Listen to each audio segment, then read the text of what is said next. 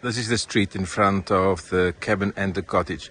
Normally, we would ask cottage guests just to park here if they are not part of the cabin guests, or alternatively, ask the cabin guests if they can park inside. But preferably, the cabin guests have got preference underneath the carport that you can see there. So let me show you inside. This is the cabin. You've got a fire basket outside, private garden as well. It's more spacious. I'll show you now.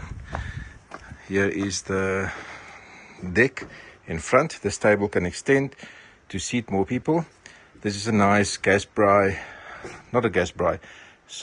cooking option should you want to prepare your shiba, pap and other things, even breakfast outside. It's a lovely option and we often do that ourselves.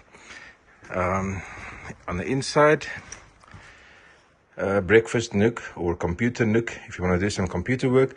There's 2 more single beds should the guests here also require extra beds, either for 1 person or maybe 2 kids. That can also be done. And then we take this table out, of course. Let me show you the rooms.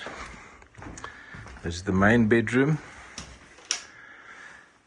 King size bed, extra length, and it has a bathroom and bathtub. And on this side,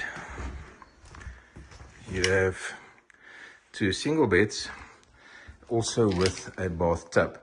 The cabin has a outside shower. I'll show you that in a moment.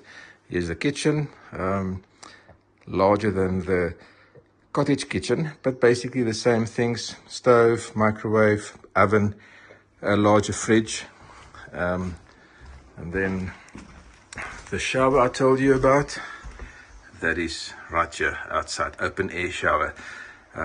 Some of the guests really love this and others don't want it, so it's really a personal preference. Okay, that is the cabin.